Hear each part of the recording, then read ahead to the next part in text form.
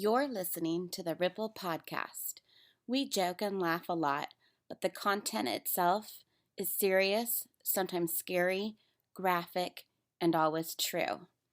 This podcast is meant for mature audiences and uses language and subject matter not suitable for young listeners. Listener discretion is advised.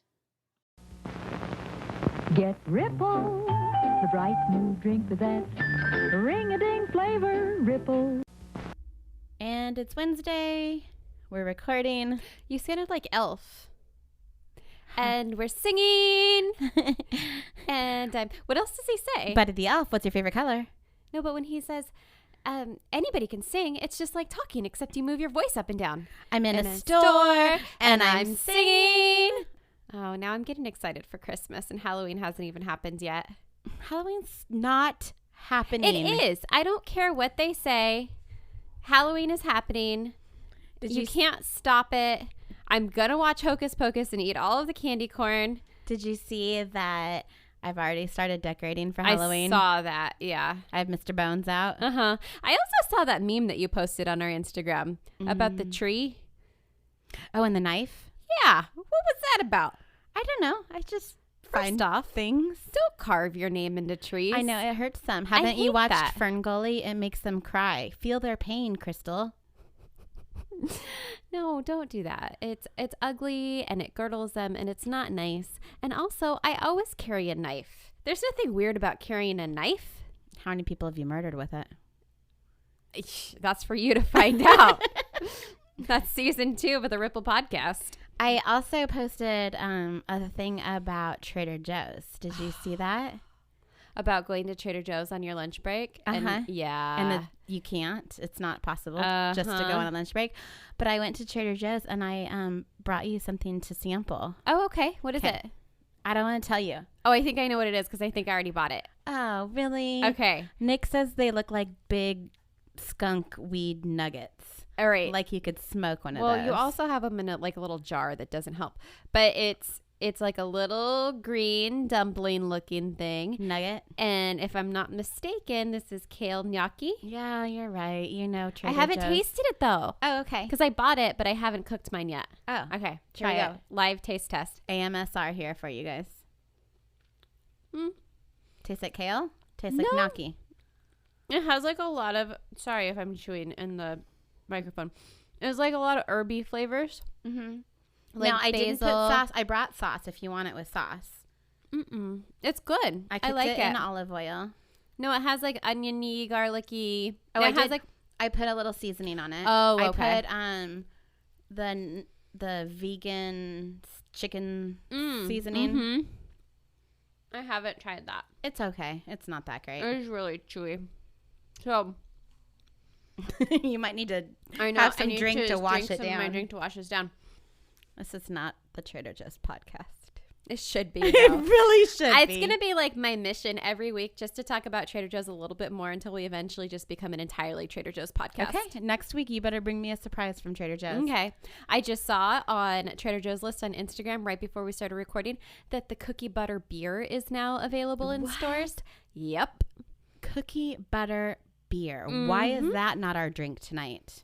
Because we're talking about Missouri tonight. Oh, okay. And so what did you make me? Oh, do you want to talk about the drink now? Sure, let's move. Okay. That's called a segue in like the radio world. Oh, yeah. If we're Podcast a hardcore world. professional, except for going out of order. But that's okay.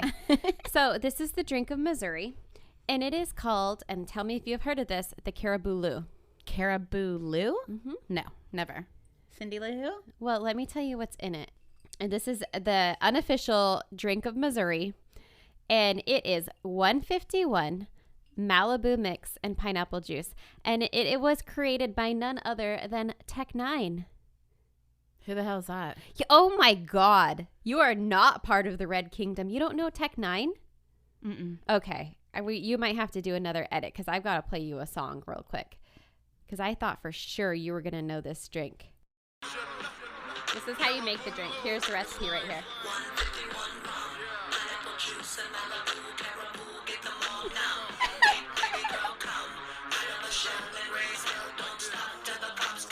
Are they your new favorite songs?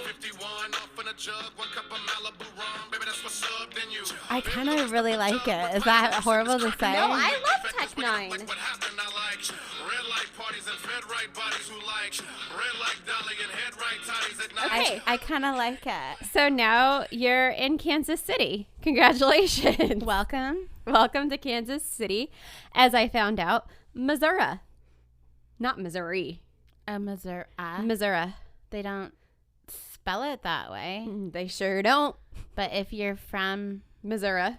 you say Missouri, Missouri. not Missouri. No. Why is that? I don't know. What else I didn't do they get that say? far in my research. Okay. I did this story in one day. You can't ask me that many questions.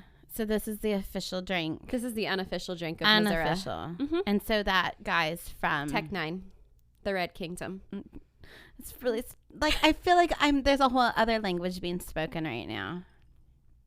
I'm going to learn you so much today. It's just gonna stress me out. As long as I can keep drinking, I'll be fine. Okay. Unfortunately, we have a not 100% authentic drink because I just found out today that 151 is no longer legal in California. Did you know that? No. Yep. Somebody- Happy 2020. I think Eric was looking for it like a week or two ago. Yeah. No more 151. I do not remember voting on that. Why is that a thing? Is it only a California? It's California. Yeah. We don't get 151 anymore. Maybe because it'll spontaneously combust and burn the entire state down. Well, it's already happening. Yeah. So let us drink. So if you live in another state and want to send us some 151, We actually got a gift bottle. It's in that bag. One of our listeners sent us this bottle of whiskey. oh my gosh!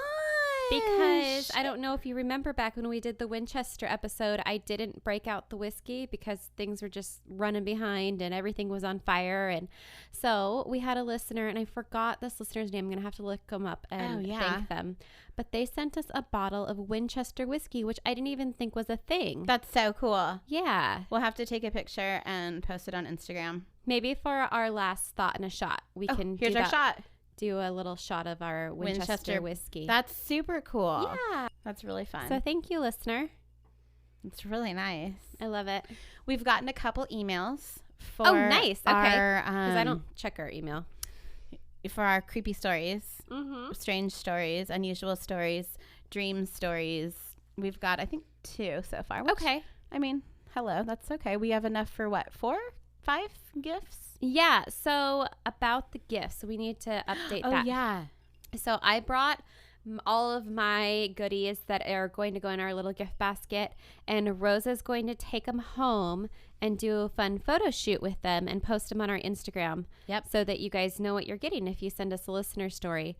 Yeah, I think we have enough to send out 5 That'll be cool. packs. So yeah, send us a story. Anything that's weird, something that's like, since we're doing states now, you can do something weird about your state, about your hometown, a creepy story, some sort of folklore or whatever. Just a weird dream you had, a weird experience. Maybe you saw a ghost or heard a ghost or met an alien, got anal probed. Oh, that would be great. Please tell us those stories. Yeah.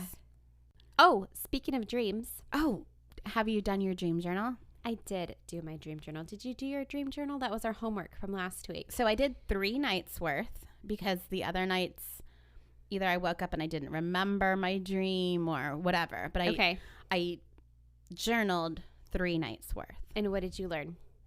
Not a whole lot. Me? Neither. I mean, there was no consistency. I had some very strange, very vivid one. Really? Yeah, my dreams, I have no idea where they came from. I really don't. And I actually don't even remember. Do you have yours pulled up on your phone? I can. I'll tell you another one, and this is super bizarre, and I might have to edit this out later because it's kind of embarrassing. But I had a dream. Is it a sex dream? A little bit. Oh, God. That Do I want to hear this? there was a person that instead of genitalia, you know those like party favors that you blow and they go and they come out and in? Uh-huh. What are those called? I don't know. Those whistleblower thingies. They're little... Those things. The little curly things. Uh-huh. That was their genitalia. Oh, that's fun. Yeah. That was... Yeah. That's a really great dream. What does that mean? I don't know. If there's a dream analyzer out there listening, please let us know. Send us an email what and are those tell things us. called? They're just Party like, blowers. What? Yeah? Is that your nickname in high school? It's quite possible. Oh, man. You want to hear some of mine? Yeah. Mine are boring. Yours are way more fun. Okay. So, oh, man. The very first night, so after we recorded, the next morning I had a dream that okay, this is another thing that had to do like with interior design. So I really wanted a freaking big ass piano in my house. That's not you. No, either. it's not me. Not to mention, I have no room for like a tiny ass piano in my A house. keyboard. Right? I don't have room for that in my house, but I really, really wanted it. And there was this guy like trying to sell me one at like, I guess, some warehouse. And he's like, oh, you're going to want this one because if you open it up, you can store your flatware inside. That was like a selling point. I don't know. It makes no sense. I don't know. I wrote down my dreams from every night. Nobody's going to want to hear them. There was one that was really great though. This was on Tuesday night. I had a dream that I was like doing some meal prep. I'm like, I'm going to meal prep myself some cupcakes because that's what you do when you're an adult making yourself lunch. Heck yeah. So I was like throwing together a bunch of ingredients and stuff, just like random stuff, not following a recipe at all because like who would? At least not me anyway. And I make these cupcakes and I'm like walking around with them the next day at a park on my lunch break. And this little kid comes up to me and starts criticizing my goddamn cupcakes. Like I'm on the Great British Bake Show. Cupcake Wars. Yeah. Mm-hmm. That was my dream. Wow. Yeah. I don't know. What does that mean? I don't know. If you're out there and I you want to think- analyze your dreams. I think we should do another week. Okay. I think that's a good idea. It's not hard to do. Yeah, let me tell you one more because this Sorry. was a really fun one. This one was on Monday. And this is one of those dreams where I'm not really in it. I'm more just like an observer. Sure. Mm-hmm. And it was almost like I was watching an advertisement, but it was a real person. And there was this guy and he was taking a shower in my shower. I didn't know who he was, but I'm just like almost like I'm watching TV. Okay. And he's getting a loofah and he's like washing himself down, getting all bubbly. Mm-hmm. But every time he wipe it down, he's putting more body hair on. Oh my God. Wiping his chest, and then all of a sudden he has chest hair, and he's like wiping his arms, and he has arm hair, and he wipes his face, and all of a sudden he has a dream beard. Freaks me out. But it was like intentional. He's like, oh yeah, just like I want more hair here. I want more hair here.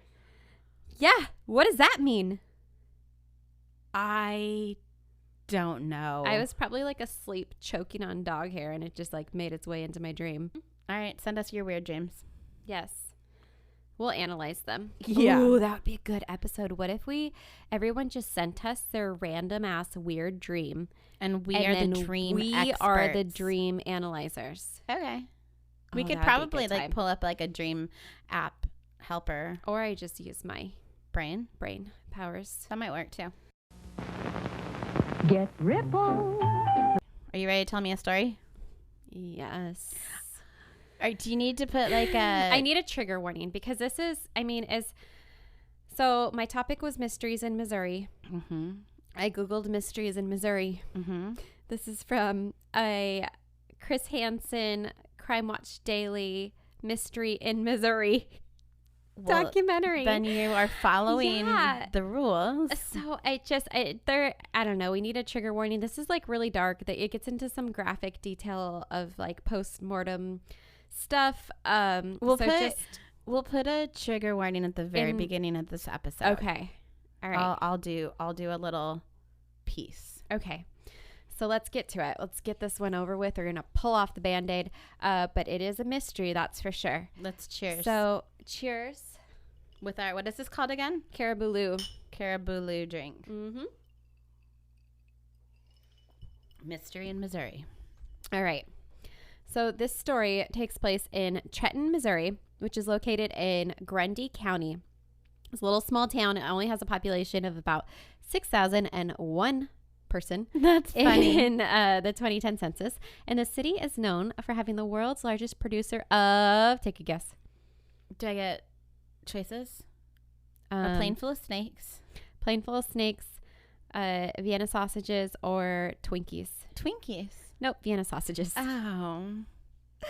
Gross. Oh, Sorry, Missouri. Yeah, they're really nasty. Sorry. It's also the hometown of Greg Miller, the inventor of the trademark Nudicles. What the hell is that? What's a nudicle? Well, wait, is a nudicle wait, can I guess what a nudicle is? I think I know what a nudicle is. I think you do too. Because I'm giggling I think like you a just 12-year-old. remembered what a nudicle is. So if a man is missing a testicle or he loses one, then this goes in to replace his ball. You got it. Yay, I know But stuff. I think, because according to Wikipedia, it was originally invented for dogs. Or maybe it was originally invented for people and he made it into a thing for dogs. I don't know. It's a mystery. For like dogs that are in the show ring that are... I don't know. Because why else would a dog need to have fake balls? I feel like my dog would like them if he had the option. My dog licks his own stuff plenty. He doesn't need balls to lick as well. Well, moving on, because this is a long one. Ball lickers. So this is the story of Tanner Ward. He was a 19-year-old father of a little baby girl named Sophia and the fiance to her mother, Megan. Tanner was like the super goofy, outgoing guy, and he really just like loved his baby girl, and his daughter was his whole world. If you go on his Facebook page, there's like 100 pictures of him and his daughter. And yeah, he was just all about his little family. So on June 7th, 2017, Tanner... Oh, not that long ago. No, not that long ago. And you know when there's a specific date, something bad is going to happen. Of course. Well, you said was. So Right. I caught those words. So yeah, June 7th, 2017, Tanner was at home with his family getting ready for dinner when he told everybody that he was going to run out for a minute to meet up with his friend Jeremiah. Was a bullfrog. His mom asked if he would be back in time for dinner. And he's like, yeah, I'm only going to be gone for about 30 minutes. So go ahead and fix me a plate and I'll eat when I get back. So the 30 minutes goes by and Tanner doesn't come home. And they're like, okay, you know, whatever. 30 minutes is, he probably just got into a conversation. So whatever. I'm guessing he lives with his mom and... His mom, dad, sister, brother, and at the time, and I don't know if they lived there or they just happened to be over, his fiance and daughter were also in the house. Okay. Eventually, his food gets cold and his family starts to wonder where he was, but they figured he just like lost track of time and maybe he decided he was going to stay over at his friend's that night, but it just like wasn't like him, especially since he had his fiance and baby at the house. Like waiting at home for him? Yeah, that's weird. Yeah, really weird. So the next morning, his sister Kelsey, still trying to figure out what happened to her brother, tries to get a hold of this Jeremiah guy, and they didn't know who he was, so they thought that was kind of weird because they knew like all of his friends. But she does a little digging and she figures out where he lives. She goes to the house and she knocks on the door, but nobody answers, and she thinks that maybe they're still asleep because it's still kind of early in the morning. Wow. That's impressive. She found out where he lived and went to his home? If she's not going to school to like be some sort of Undercover private agent? investigator or something right now, she should be. Yeah. Because she like takes the bull by the horns in this whole situation. Wow. Okay, so Chelsea, she knocks on the door, nobody answers, and then she like looks through the window and then she tries to open the door. Is she the big sister or the little sister? Okay. Mm-hmm. And the door opens. It's not locked. Oh. I know. This is bad, right? Uh-huh. So then she starts to go inside and she sees just like this crazy mess. The entire place is trashed. There's furniture overturned. There's clothing everywhere. And there's like a big hole in the wall, almost like maybe somebody punched the wall or something. Uh-huh. But nobody's there. And then she sees that the back door is open. Oh my gosh. Which is kind of weird. And then she spots her brother's baseball hat. Oh, shit. And she knows like he would never leave that behind. It's almost like his uniform. Right. Like Nick wears a hat all the time. Mm-hmm. Dad wears a hat. Adam wears it. Like they don't just leave their hats behind. Right. So she thought that was super weird. So she grabs the hat and she goes to the police. And of course, they tell her, you know, like, don't panic, don't freak out. He's probably just off somewhere. He needed some time just to vent and be alone. And he'll probably come home once he clears his mind. So, of course, she doesn't agree with that. And 2 weeks go by. And by this time, the family is convinced. 2 weeks? Yeah. That's not acceptable. Mm-hmm. I thought they were going to do the whole like 48 hours or whatever. Well, they may have filed a missing person report after that time, but she starts putting up flyers after these 2 weeks. Okay. She's like, we need to do something. So she's putting up these flyers, and the flyers say, last seen on the evening of Wednesday, June 7th, 2017, leaving his mother's house in her home in Trenton, Missouri, on foot. He was last seen wearing a gray American Eagle shirt with the A&E logo, dark blue skinny jeans, black Vans, and a blue KC hat. Tanner has a wart on one of his middle finger knuckles and a sailboat tattoo on his right hand. He has ties with Kansas City, which I don't know what that means. Like, why that's on the end. I thought it was kind of weird. I never really figured out why it said he has ties with Kansas City. But well, his hat's KC. Yeah, but that's like a lot of people. I would imagine most people in that town own a hat are that say fans that. Of, right. Yeah. So that was really strange. But she's out and about and she's putting up these flyers, and something even stranger happens. She runs into none other than Jeremiah. And Jeremiah is wearing no. Wait. American Eagle shirt. American Eagle shirt. The same shirt that Tanner was wearing when he went missing. She goes up to him. She's completely stunned that he's wearing the shirt, and she just starts looking it over, and she sees these holes near the bottom that look like cigarette burn holes, and she starts freaking out, demanding to know where he got that shirt and why there's cigarette burns in them. And he's like, well, no, this is my shirt, and those aren't cigarette burns, those are just stains. And she doesn't believe him, and she wants to call the police right away. That's pretty impressive that she recognized him just from walking on the street. Yeah, well, I think he came up to her. I think he went to look at the flyer. I'm not positive on that, but that's just the way it kind of sounded to me. Okay. So he's like, don't call the police. Look, I'll go to the police station with you. Okay. Yeah, which is like, okay, that's fair enough. So once they were there, Jeremiah initially, he's reluctant to give up the t-shirt to the police. He's just doesn't want to do it. And the police officer says he nearly has to pull it off of him, which you can take that either way, because you can take that as okay, that seems super guilty that you don't want to give up this t-shirt. Mm-hmm. But at the same time, maybe that was the only shirt he had with him and he didn't want to be shirtless. Right. So I wonder know if they had to get a warrant or, yeah. I don't know at that point, because I guess, do they have a reasonable suspicion to take the shirt? I do they just I have guess to if it were me, him? if I was with a sister and I was wearing clothing that looked like, her missing sibling, mm-hmm. I'd be more than willing to, and if I was innocent, I'd be more than willing to go dude, take it. Just go for it. Whatever. Yeah. Test it, whatever you want. Yeah. But that's because I would know I was innocent. Right. But you do have to give it to him that he voluntarily went to the police station. I will go to the police station. He didn't try to take off. He didn't say screw you, this is my shirt. Or go, hey, I'll meet you in an hour and change and his just clothes. not show up. Mm-hmm. So he does that. He gives them the shirt. They send it off to the lab for forensic testing. And I'll tell you right now, that's the last we ever heard of the t-shirt. I don't know what happened to it. I couldn't figure out if there was anything found on that shirt. There must not be. I guess not. While there, Jeremiah was given a voice stress test, and now I'm imagining a bullfrog getting a voice stress test. Jeremiah was a bullfrog. And I assume that's something similar to a polygraph test. I'm not sure, but he calls it a lie detector test, but it just it looks for any sort of abnormalities in speech patterns. Fluctuations in your voice. After they question him, they discover that he was being kind of evasive with certain questions, and they got a reaction on their test. Okay. So that... I'd like to know what they were asking him and what questions he triggered little responses from. Yeah, and they don't tell us. It has never been released to the public what those questions were. I would be really, really interested to know what they were, because for whatever reason, it led the police to his father's property. And they conducted a search on this property, and they even brought canines to do a full-on dog search.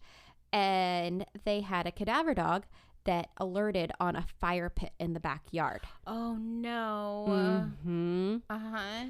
So they're like, oh, shoot, okay, we've got something here. So they decide to do a dig that goes, it's like super extensive. They dig down 6 feet, 10 feet radius around this thing, and they're looking for any sort of human remains because the dog signaled off of it. Okay. And they find bones. Human bones. Animal bones. Oh. I mean, yay. Mm-hmm. Okay, good. And that's kind of where they're left for a while. They don't know. They're kind of like back at square one. And Tanner's family seems to really not trust Jeremiah. They don't know him. He wasn't one of his friends. Exactly. And that's what I have here is that they seemed to know all of Tanner's friends, especially being in such a small town. And in my own personal investigating, I found that Jeremiah and Tanner were friends on Facebook for quite a while before he actually disappeared. So I don't know if that's saying anything. I mean, I'm friends with a lot of people on Facebook who I'm not like friends with. But yeah, just something to note that he definitely knew him. He wasn't a stranger. Okay. So then the trail goes cold until 6 months later. These 2 high school kids were walking to school and they heard this creaking sound coming from a tree above them. What? Yep. They look up, and about 20 feet within the tree, they see what looks like a human body. What? But at this point, the body is practically mummified, and the feet are missing. Below the body, they find some shoes and articles of clothing that look as Wait, where were they walking that no one else had found this? I'm glad you noticed that, Rosa. So they were walking the same path that they take very, very frequently to school. They're high school students. They were friends with Tanner, and they walked this path all the time. But on this particular day, they happened to look up and see Tanner's body. Okay, I've never smelled a dead human before. But I've smelled plenty of dead animals. I have smelled more than I care to remember. And it smells horrendous. It sure does. And you can smell it from quite a ways away. Mm-hmm. So if they're taking the same path every day. Not every day, but a lot. Okay, well. I think he said like 3 times that week alone they had taken that path. Wouldn't you smell a dead human? Do they not have vultures in that town? I was wondering that very same thing, because if there is anything that dies around here, even like a little freaking ground squirrel, there's 20 vultures circling it. And they clean it up really fast. So these are all really, really great questions. And now that you brought that up, okay, I have the first of about, 3 or so pictures that I want to show you, because I want to show you where they found this body. And okay. Shoes were on the ground, you said as well, right? And the feet were missing. And they never noticed the shoes either walking along. So you can see this strip of trees right there. Describe to me what you see in that picture. Okay. So did they walk on the dirt side or on the grass side? I think they crossed through from the dirt side to the grass side, because I want to say that their house is probably over where the dirt side is, and that dirt is railroad tracks. Okay. And they crossed to go to the high school, which is just out of frame on the other side of the grass. Okay. So it looks like a little small strip of trees. It's not a forest by any means. I'd say maybe 2 trees deep, maybe 3. And then you'd be to the other side. Yeah. It's not thick shrub or bush or forest. Yep. Yeah. But there was a body there for 6 months and nobody noticed. Well, and it's also, there's not like super residential, but streets. There's like a First Assembly of God church. The streets are like 11th Street, 10th Street, 12th Street. There's houses, and lots there's of houses. A major highway. I don't know if you can see it or if it's out of frame, but there's like an overpass on the corner. So this is not, like you said, it's not a forest. It's a very well trafficked area. So, what did I say? Okay, I said that the body was practically mummified and the feet were missing. Below the body were the clothing that had been there a while, and they were kind of worn from the weather. So they couldn't identify him initially. They had to actually go off dental records because he was so decayed by then. What did they say if he was wearing clothes? Initially, I don't think that they said. Okay, but he had the shoes. I just wondered The if he was shoes wearing on the gray ground. shirt. Okay, we'll get to that. Okay. The cause of death was ruled as suicide. After hearing the news, you would absolutely never want to hear, the family couldn't believe that this could possibly be a suicide. There are too many things that just didn't add up. Tanner seemed so happy. He had this new baby, his loving fiance, and he was picking out rings with her. But more importantly, Tanner's body was found hanging in a tree just 3 blocks from their home. And like I said, they went out looking for him. So how did no one see him? People walked right past that tree every single day for 6 months, and nobody noticed a body hanging. And none of the dogs alerted to it. I don't know if they took search dogs over there. I'm not sure. The tree, like you said, it wasn't in a forest. It was actually just behind an agricultural shop that's open 6 days a week and gets high traffic. There's like a grain elevator there. So people are constantly going in and out. And then where were his feet? Like, that made no sense. And if he did decide to take his own life, then why were a hat and t-shirt that were supposedly his hat and t-shirt left at Jeremiah's house?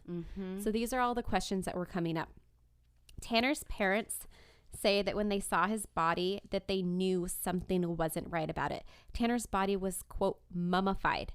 And this was in central Missouri, which is super hot and humid. It rained multiple times. They had thunderstorms between the months of June and September. And there was no sign, like you said, like the vultures, of decomposers feeding on him. So if it's super humid, does it, I mean, not to get like super graphic. Oh, don't worry. We'll get really graphic a little later. So I'm just trying to, like, with a mummy, you pretty much dehydrate, correct? I don't know. Versus something that's like a humid, I feel like it would just rot. That's what I would think. That's the difference between the mummy and decomposition. I don't know. Like, okay, so I have quotes from experts later on that will kind of talk about that and kind of clear it up. But like, I see what the parents are saying. Like, you would think that I mean, this is just off the top of my head with no science, but you would think it would kind of like fall apart. That's what anything that's left out in hot and humid moisture, weather. Yeah, this is like super gross and super graphic, but like those are the things you think about, especially with something so strange as this. And it's not to say that, like, obviously there are people who have taken their own lives who seem like they're the happiest people in the world. And nobody knows. But that's just one more element to add to this like really strange situation that the family are just like left with so many questions about. But it gets stranger. Oh, great. Okay, so their suspicions rise even more when they see where his body was found, like I just showed you. He was just blocks from their house, and the couple who found them were friends of his who walked to high school that morning, and they said that that was a path that they took regularly, and they never noticed a body in the tree before. So let me show you the picture of the tree itself, and you can describe it for me. Don't worry, there's nothing on the tree. Oh, maybe I went the wrong direction. Okay, you might have to zoom. So if you look at that upper branch that's kind of going parallel to the ground, that's where they... Okay. That was the tree they found him on? Yes. Okay, so this is a very naked, for lack of better words, tree. There's branches that are very visible. It's not like a full tree, like full of foliage. So it has like a pretty long trunk with thick branches that come off with nothing on them. Just like a 6-year-old would draw a tree. Totally. A trunk with just a bunch of branches all over the place. And another thing that I noticed too is, like, if you look at that picture, you can see pretty much clear blue sky behind it. Oh, yeah. It's not like it's a really super dense forest where there's a, like, you know how you're in, sometimes you'll be in woods and the trees will be so thick and dense You can't that see you anything. can't tell one tree from the next. No, I see telephone wires in the background. Yeah. Like, it's very visible. Okay. So keep that in mind because there's a lot of people who saw that tree on a regular basis. One of which was a construction worker who contacted the family and told them that he had been working a job near where Tanner was found and could have sworn that there was not a body there before it was discovered. He said that he stood 10 feet from that tree and never saw Tanner. Below Tanner's body was a pile of like pallets, like shipping pallets. Mm-hmm. I saw that in the picture. Yeah. And those were from like a nearby business. So there was obviously activity in that area. And a local woman said that she took her son through that area to play less than a week before the body was found. And her son was playing on the pallets directly below Tanner's body. And she said that there was no body hanging from that tree. That's too many people to see that tree and not see a body hanging from it. And that's just one of many people who came forward and made this statement. There's actually people who could see that tree from their, like you said, it was a residential area nearby, who could see that tree like from their windows, and they just never saw it. So when police were asked why the body wasn't discovered before, especially in such a high trafficked area, they say that during the summertime, there was probably a lot of leaves that were just covering it. And once winter came around, the leaves dropped, and that's when people saw him. But that doesn't explain the shoes. Like, all of a sudden, like, did the shoes just show up too? The little boy playing on the pallets didn't see shoes. Yeah. And like you said before, what about the smell? Mm-hmm. So I'm not going to let my kid play somewhere that smells like death. Yeah. I don't know.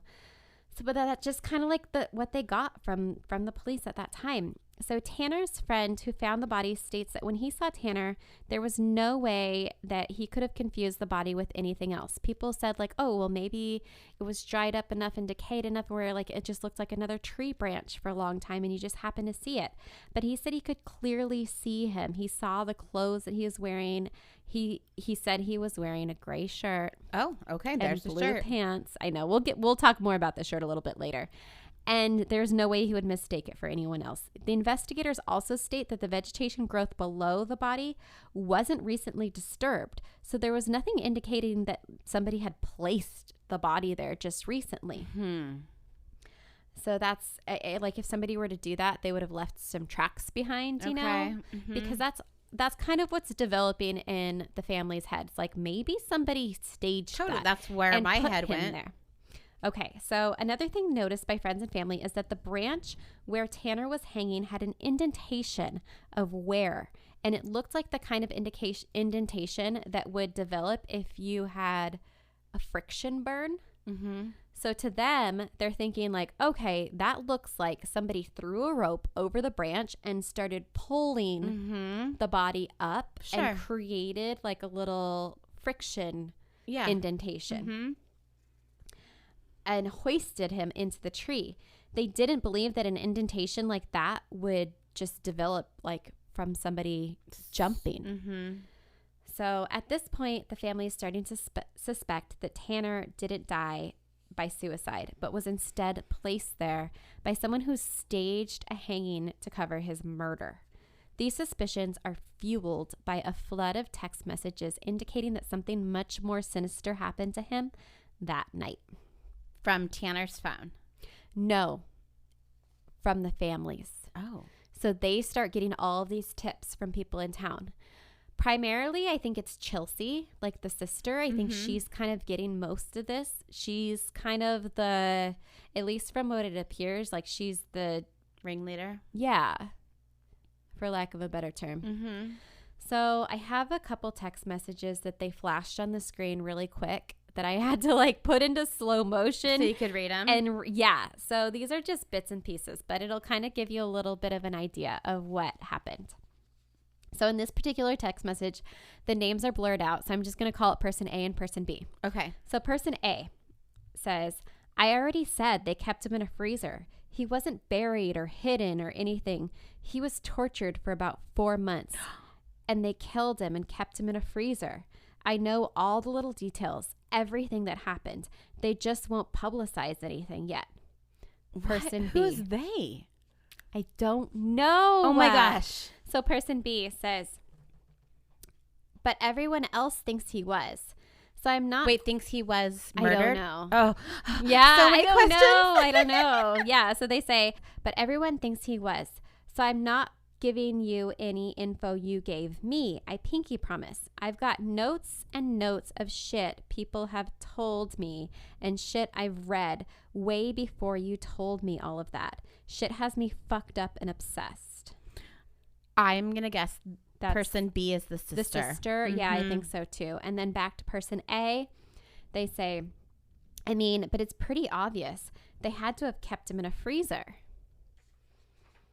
What makes that pretty obvious? So to me, that is not very obvious because I would think that if somebody were kept in a freezer and then thawed out, that would show up on an autopsy, which it didn't. Yeah, and I would think to the body, again, wouldn't be mummified. Instead, it would be almost preserved.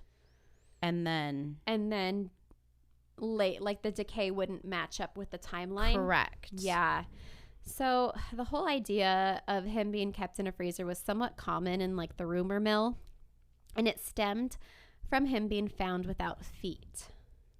I still don't.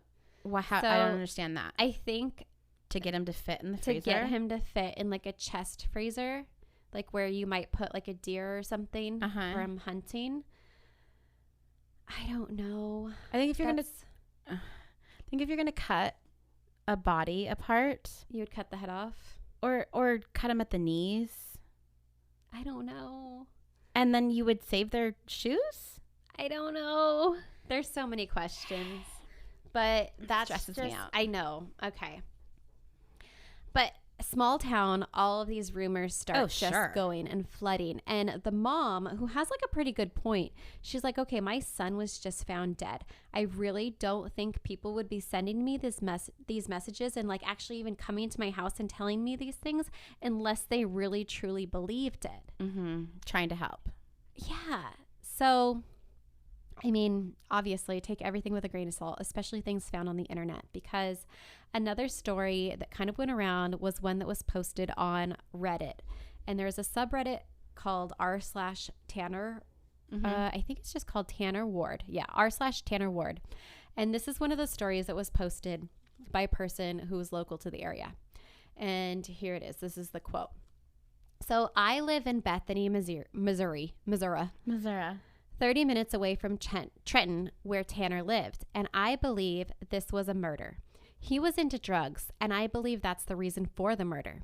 There is a general manager at McDonald's in Bethany, Missouri, that I believed to be involved. Yes, I worked for her, and her name is Stephanie. I went into her office one day and saw a letter from the DEA for her court appearance coming up soon. It was about Tanner Ward's death. I think that was a typo. I think it's supposed to be Tanner Ward's death. Okay. Stephanie is a big old woman, has health problems, so there's no way she'd done this herself. Rather, I think she was into the drug business and Tanner was one of her customers, or maybe even worked for her. I'm thinking Tanner maybe stole drugs from the business, scammed them in some way, or maybe just done something that would result in Stephanie hiring people to torture him. I do not think that he was meant to be murdered, as they were torturing him for a lesson to not mess with them. I think he then died while they were brutally torturing him, putting him in a freezer, keeping him in a well for weeks, and cutting off his foot. When he died, they waited for him to decompose a little bit, and then they hung him in the tree to try to make it look like a suicide. The next day, people went by the tree and saw the body. They called the police, and then they had an investigation. I think the police officer that we saw in the interviews was corrupt, and he declared it a suicide when it obviously wasn't. I mean, there was no way he could have climbed the tree and chopped off his own foot and hung himself. That is kind of true, that part. Yeah. But the police aren't the ones that declared a suicide. Exactly. And that's what I was saying this entire time. Every time I read anything about that, that's based on the autopsy and the medical examiner. The police don't get to decide that. Mm-hmm. So, and wouldn't the autopsy test for drugs in the system? Well, and that was one question that a lot of people had, because the medical examiner completed the autopsy in 1 day. So a lot of people were upset by that, because you can't get all of that testing done in 1 day. At least I don't think you can. Mm-hmm. So they thought that it was rushed, and they really didn't investigate it thoroughly. And that's where all of these rumors came about. Okay, so it sounds really far-fetched. But if this happened to somebody in your family, you would be freaking out. And if somebody, especially in a small town like that, came forward, you would want to know what these rumors were all about. Absolutely. And why, like, somebody would even want to hurt Tanner in the first place. So Tanner just so happened to be on felony parole at the time of his disappearance. What did he do? So back in 2016, just a year before he went missing, Tanner was involved in a home invasion in which he and his brother broke into a house with a gun, and they confronted like several people. They wouldn't let them leave the house, and I guess it was over a drug deal gone wrong. I couldn't really find the details about what happened, but I know that they went in and they like basically held these people hostage until they figured Got the out answer they wanted. Yeah, whatever sort of beef they had. Okay. Now Chelsea says one of the girls who was being held by Tanner and her other brother was Stephanie Miller's daughter. Now, Stephanie is the one who was mentioned in that Reddit That worked at McDonald's. Okay. Stephanie also happens to be Jeremiah's upstairs neighbor. Oh, interesting. Mm-hmm. So if you believe that Tanner couldn't outrun his past, which a lot of people do, the theory kind of goes that Tanner was lured to Jeremiah's, where Stephanie was the upstairs neighbor, and the plan was to jump him and beat him up and get like whatever sort of payback for what he and his brother did that night of the invasion. Okay. So that kind of all tracks, right? Yeah, that seems like the most realistic theory. Yeah. So people were telling Chelsea that the fight didn't quite go as planned, and Tanner kept fighting back. And this resulted in him being like seriously injured or maybe even killed. Because the whole thing about him being kept for 4 months, like that's just ridiculous. Like, why? Yeah, that doesn't make sense. Why would you do like that? Doesn't make any sort of sense.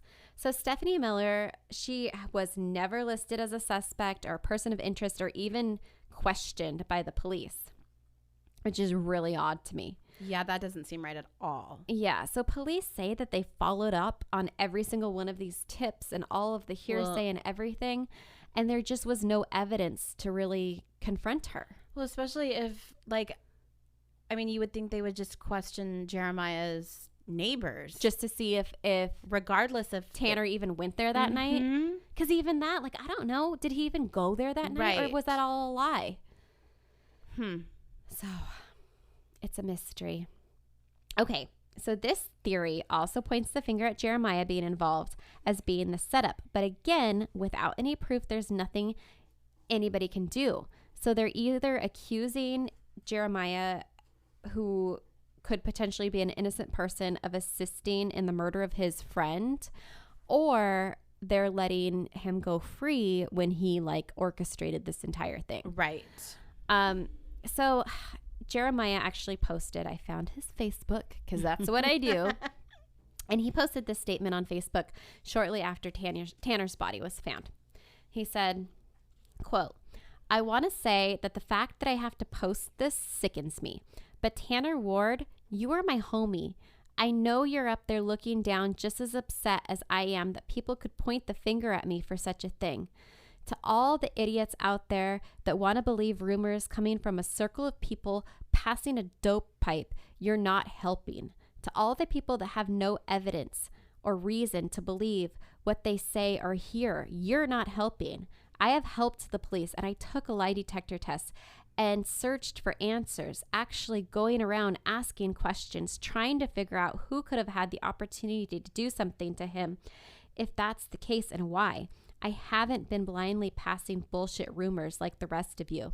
Yes, we were close and spent a lot of time together, just as many friends do, but I would never do anything to hurt that kid. He was a good person, and I pray whoever is really responsible gets served justice. Sure, blame me all you want, but if you want justice or answers, you're wasting your time. It sickens me that this post had to even be made, but it's about time I've said something. Everyone playing little detective, keep doing it. Obviously, the police can't.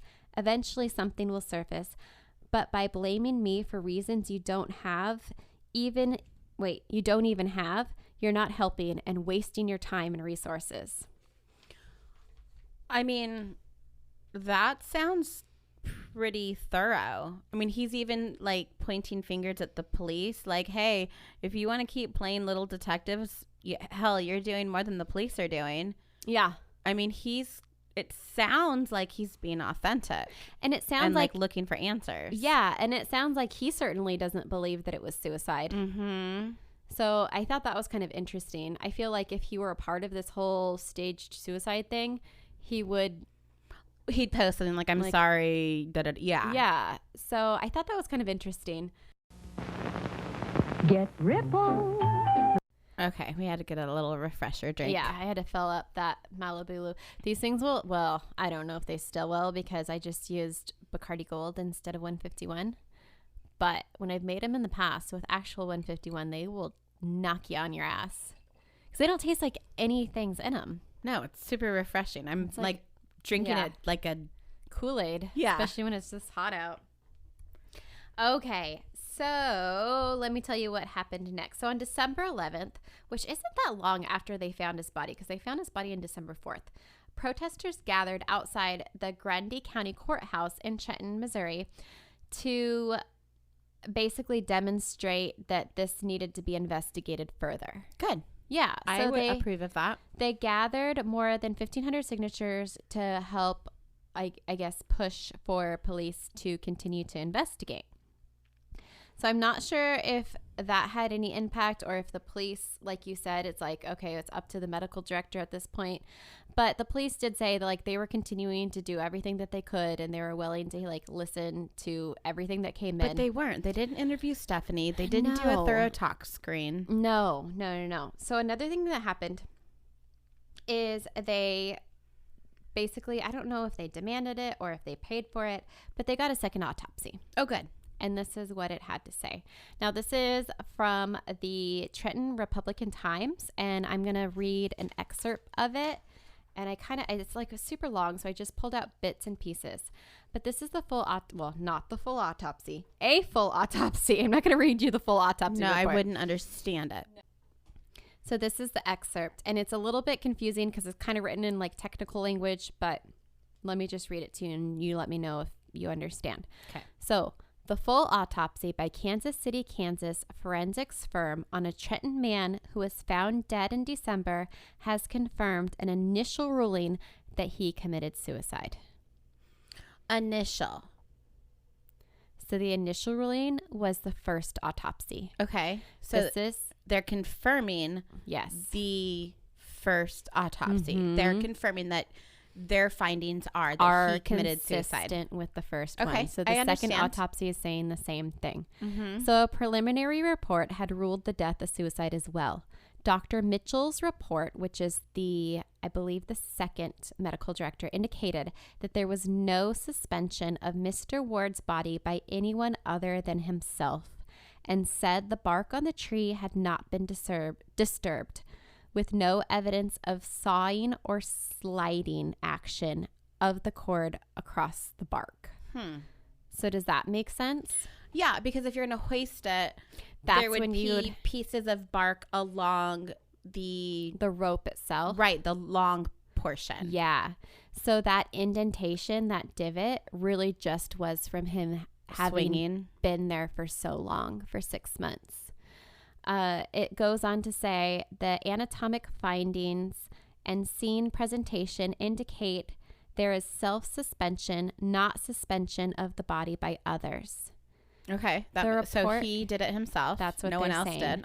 The report also notes the body was hanging well above grade over an area of branches, brush, and other debris. So they're saying that it was hidden by... I don't know if that's referring to, it being hidden, or that like people didn't recently tromp over it and hang him there. Okay. The cord from which the body was suspended had been wrapped around the branch multiple times. A t-shirt, here's the t-shirt, was found on the body, and other clothing, including a pair of jeans, were also found at the scene. All of these pieces of clothing were the same ones Mr. Ward was reported to have been wearing when he went missing. So Jeremiah wearing that gray shirt was just like full-on coincidence. Yes. Oh, that's kind of creepy. Isn't that crazy?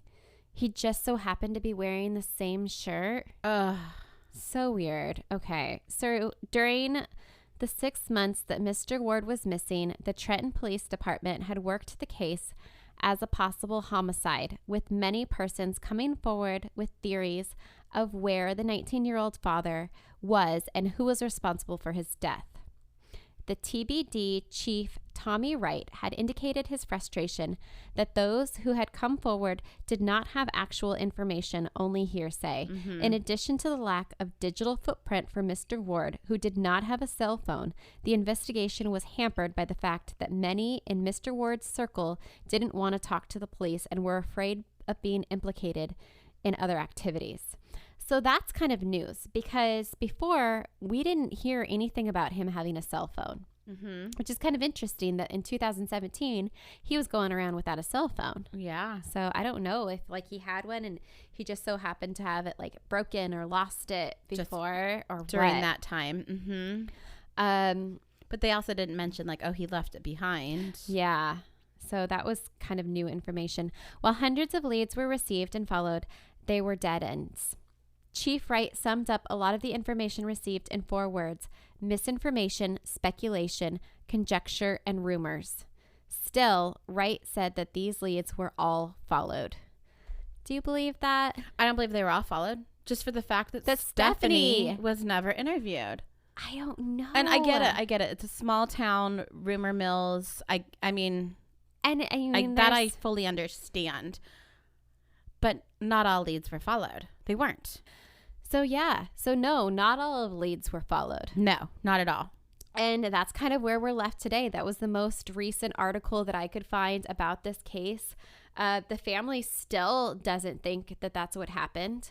They are still convinced that there's some sort of foul play. And it seems to be the consensus of most people in that town. They are right now, like if you want to kind of stay updated on what's going on, it looks like the Facebook page Justice for Tanner Ward is where they post the most recent information. They're also involved in the Missing and Endangered Children of Northwest Missouri to keep the story alive and to continue to look for answers. They have like web sleuths and other private investigators there who are trying to track down information, but it's still a mystery. I mean, we don't know what really happened that night. And it's super dark and super tragic. Any way you cut it, whether it was suicide, whether it was murder, it's horrible. Still extremely tragic. And that's why I didn't want to do this story. But it's so interesting, yeah. I think. I hate that I don't know the answer. I hate that I come away with more questions than answers.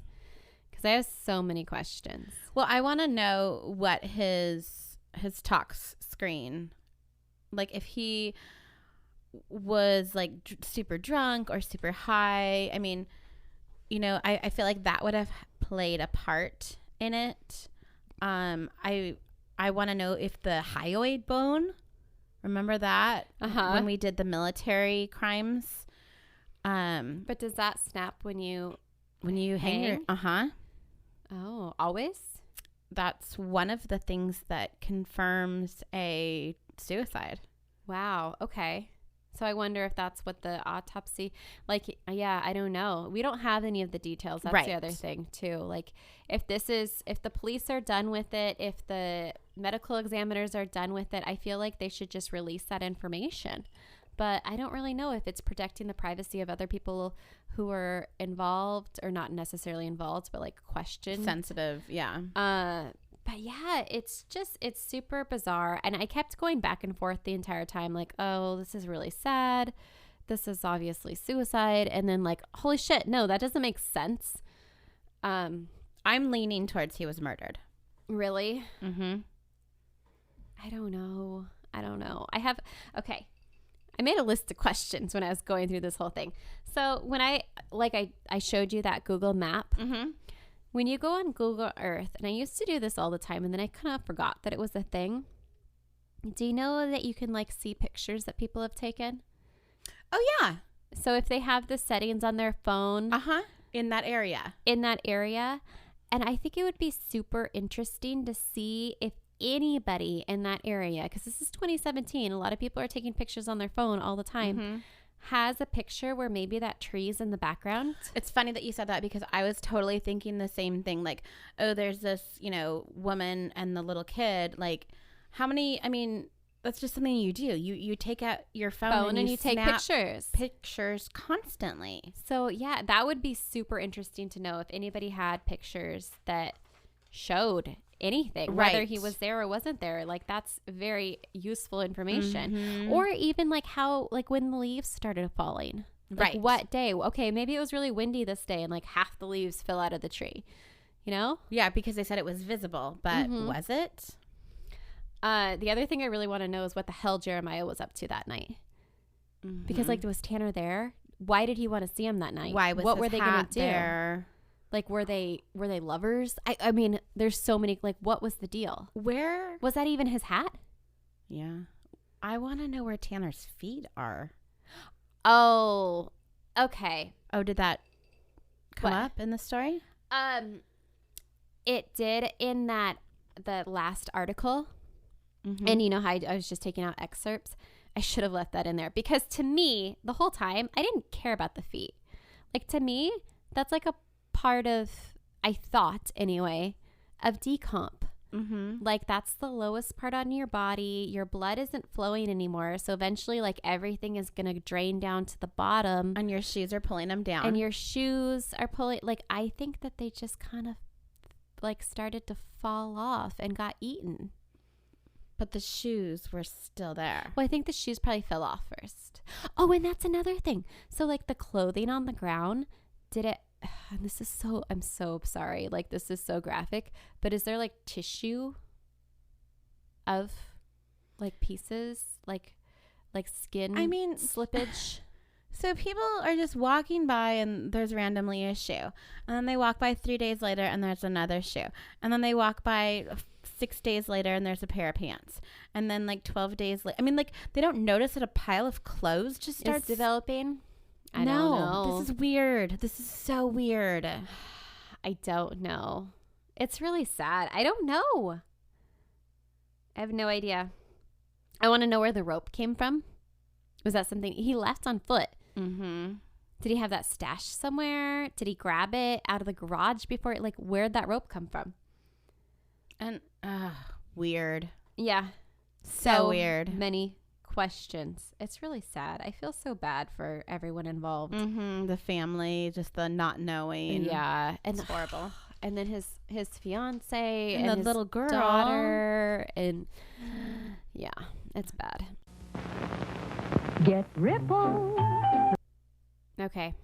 I'm just over here stress eating taquitos because that was like the most depressing story I think we've ever told on the Ripple. It was pretty sad. It was really sad. It's so sad.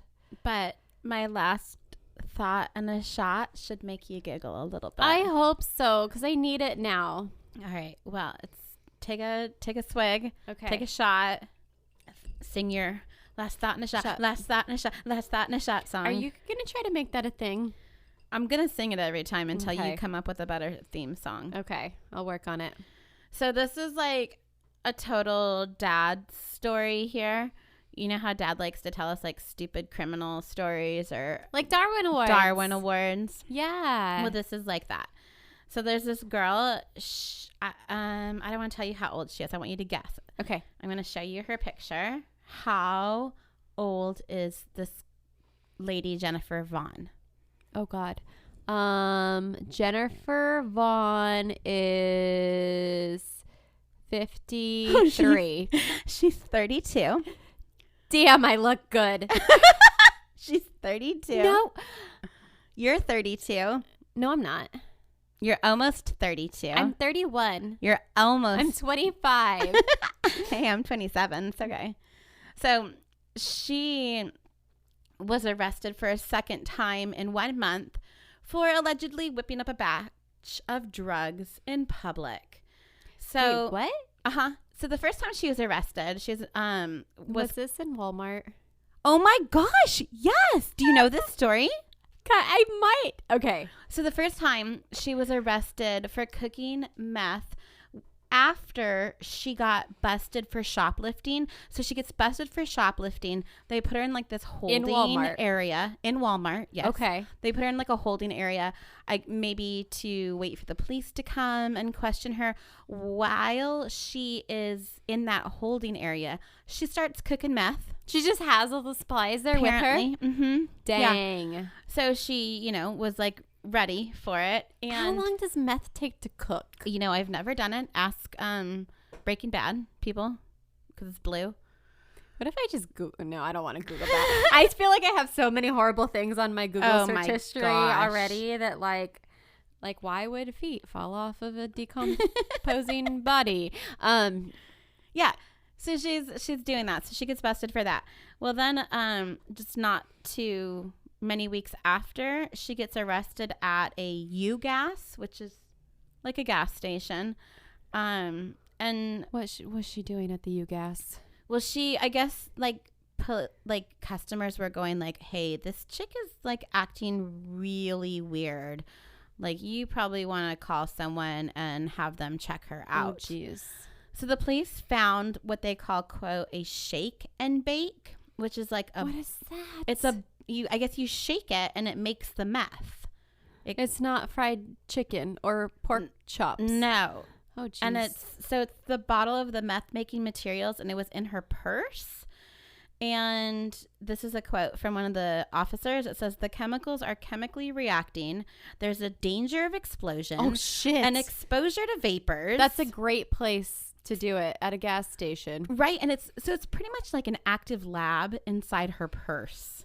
Oh, wow. So, and when she was doing it in the Walmart, they actually had to clear out the entire Walmart for because it makes like fumes and right. stuff. They had to like have everyone leave the Walmart for multiple hours. Oh, man. So she was, during the time of this story, she was currently being held on a $100,000 cash only bond. I bet there was some old ladies who were pissed about having to leave Walmart too. Can you imagine those blue-haired ladies? Oh. But yeah, you look really good. Oh, this chick that is cheers 32. Me up. That really cheers me up. Don't do drugs, kids. Do not. Yeah, it's really funny that you pulled that story, because way back when we did big box crime, crimes relating to like big box stores. I looked up like, I gotta find some stuff from Walmart. Walmart's gonna have all kinds of great things. Totally. Story after story after story of people cooking meth in Walmart bathrooms. Why? I don't know. Maybe because they steal the supplies and then they just go in the bathroom and do it. Maybe. Yeah. They can't wait to get home. I have no idea. Huh. Maybe when you're on meth, like I heard you're like super like determined and focused, and you'll like just like start digging a hole and keep on digging. Maybe they're just like, I got my supplies. I'm just cooking gonna my meth. Go to the bathroom and let's just get this show on the road. No time to go home.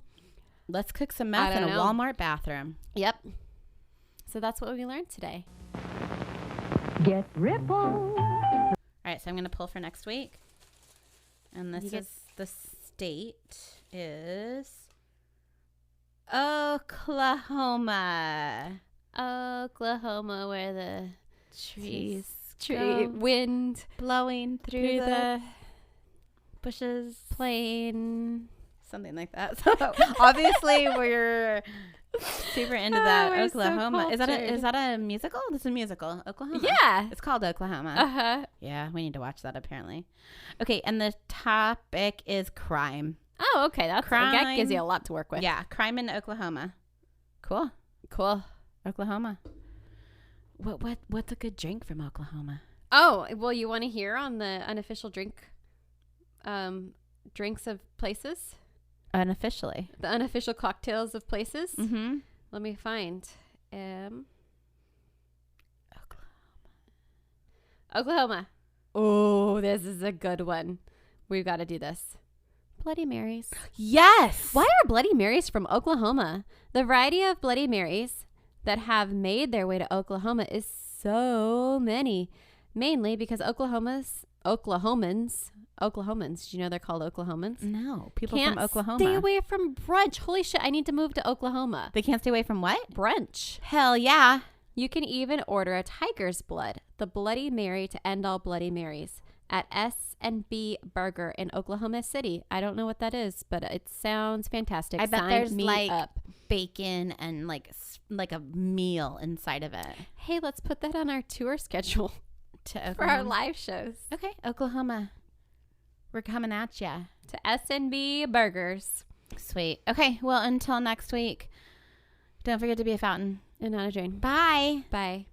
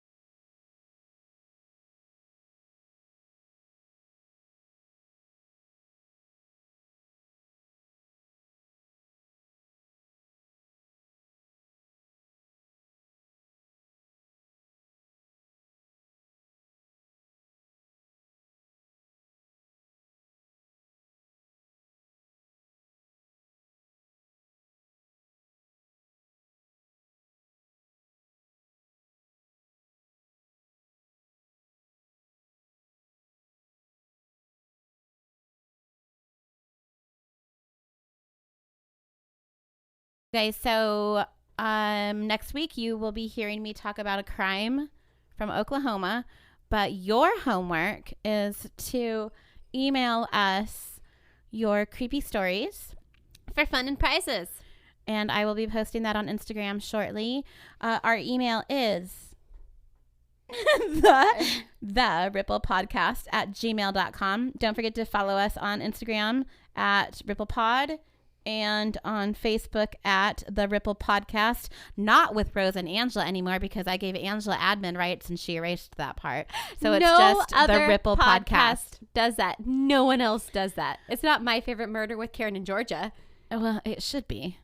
Also, if you want to do us a giant favor, don't forget to rate us, review us, subscribe to us, tell all of your friends about our little fun podcast. Anything else? And hey, if you make our drinks, tag us. Post it and tag us. How fun would that be? That would be super cool. Caribou Lou it up. It's only 3 ingredients. And last week was beautiful. Our rainbow drink, our vivid dream. So pretty. Drink all the 151 that we can't. Or send it to us. Yeah. We would love you forever if you could send us some 151. We won't tell on you. No way. We're cool like that. Yep. All right, you guys. Until next week, be a fountain. And not a drain. Bye. Bye.